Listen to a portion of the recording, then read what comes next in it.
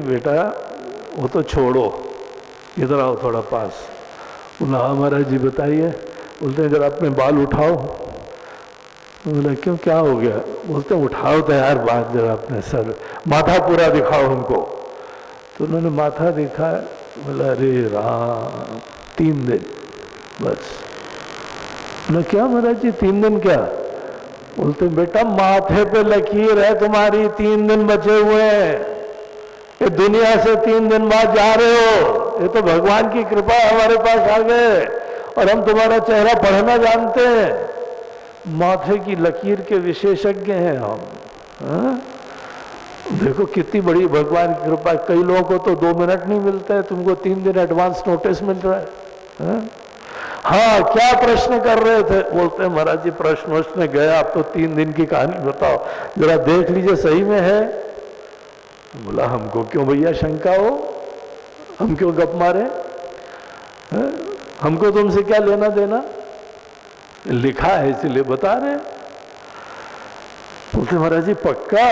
बोलते हाँ यार पक्का, अब 3 दिन है, 3 दिन में जाओ मिल मिला लो, जिसको मिलना है, जिसको देखना है, जिसको फोन करना है, जिसको जो बात करनी है, विल लिख दिए कि नहीं, सब कर लो जाके बेटा। वो आदमी के तो ऐसा बिल्कुल ही हृदय की धुक-धुकी बढ़ी। वो गया घर, पहले तो ये सोच ही कि 3 दिन में ये पूरी दुनिया हमारी खत्म होगी, फिर कुछ नहीं दिखेगा, ऐसे घोर अंधकार में चले जाएंगे, ये जीव इस शरीर से प्रयाण करेगा, पता नहीं स्वर्ग जाएगा कि नरक जाएगा।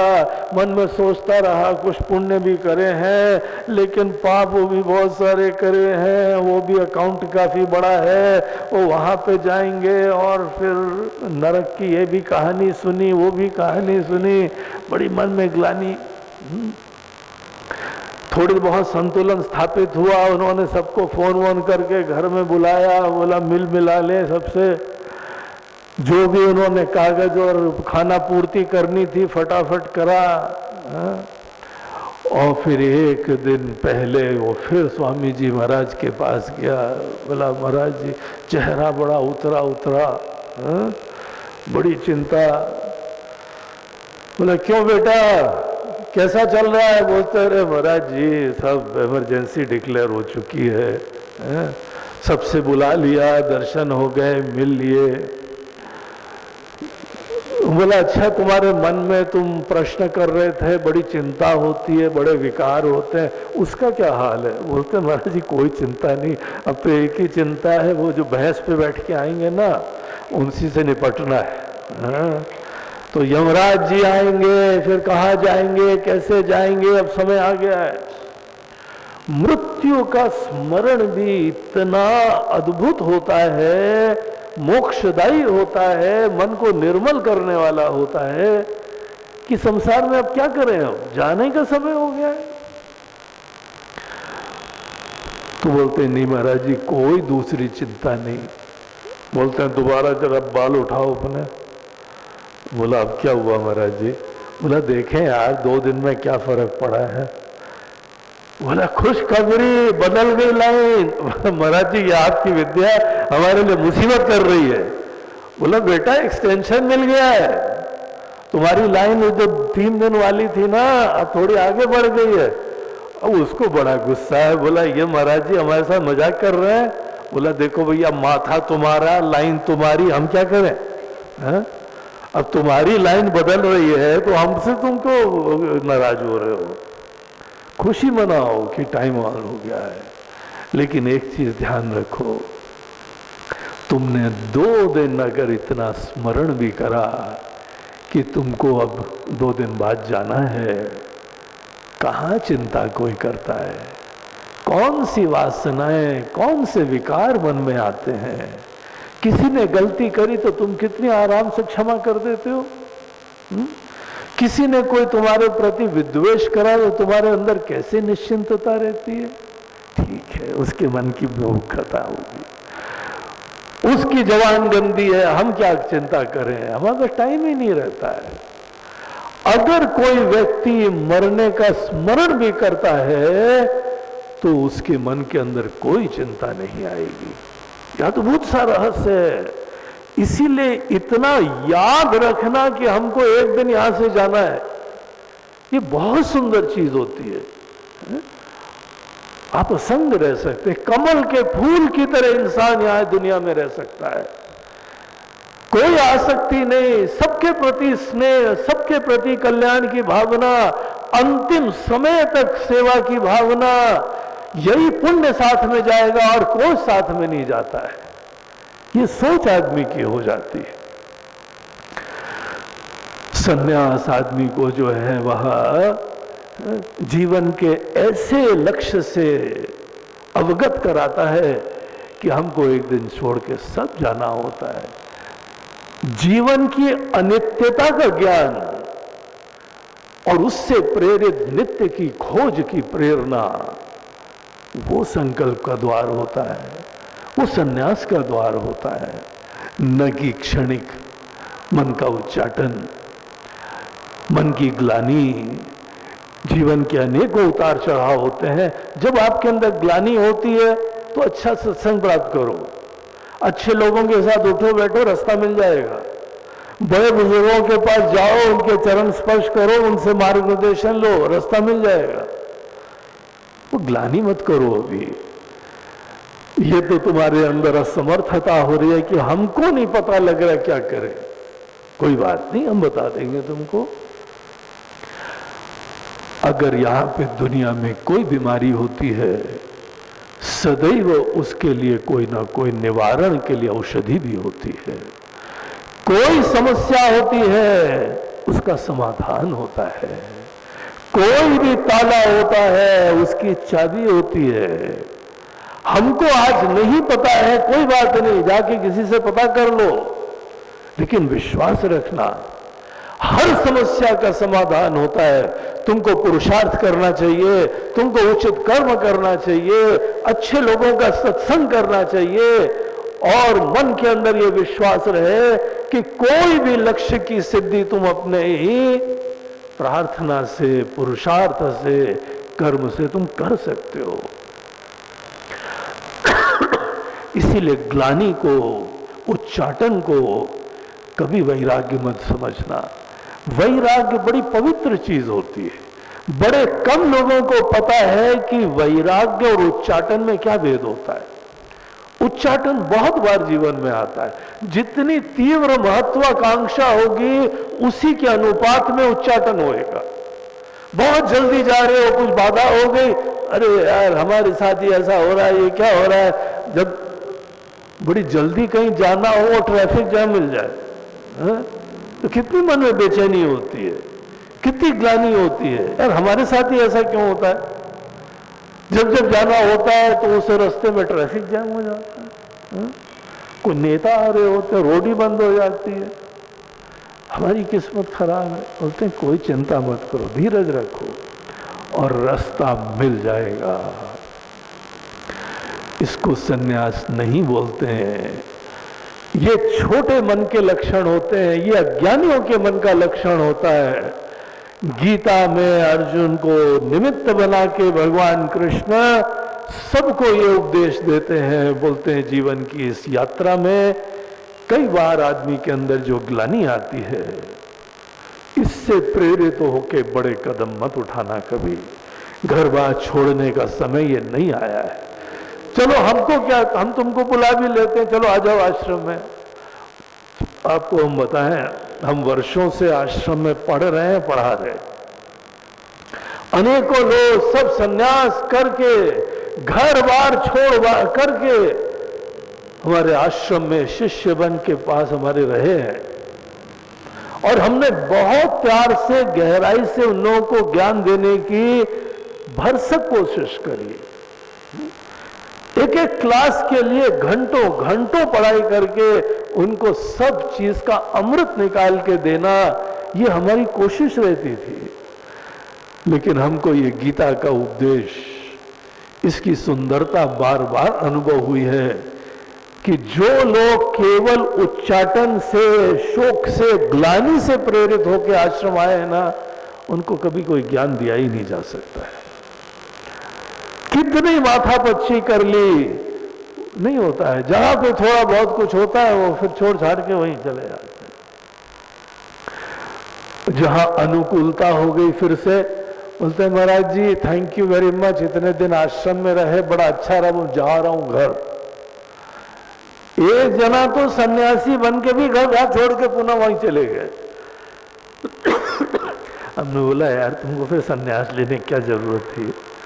बोलते महाराज जी मान ही नहीं रही थी उस समय, तो उस समय सोच समझ लिया कि ले लो, फिर क्या यार। बोला जी नहीं, ऐसा नहीं होता है। जब से हमने खुद अनुभव करा कि जब अपरिपक्व मन जो तैयार नहीं हुआ है, ये दुनिया बहुत कल्याणकारी है। इस दुनिया में जीवन जीने की कला आदमी को सीखनी चाहिए, और जब तक यहां जीवन जीने की कला नहीं सीखोगे तो आप अगले क्लास में ग्रेजुएट नहीं कर सकते हो। ये स्कूल है, और जो आत्म का ज्ञान है वो कॉलेज की स्टडी है।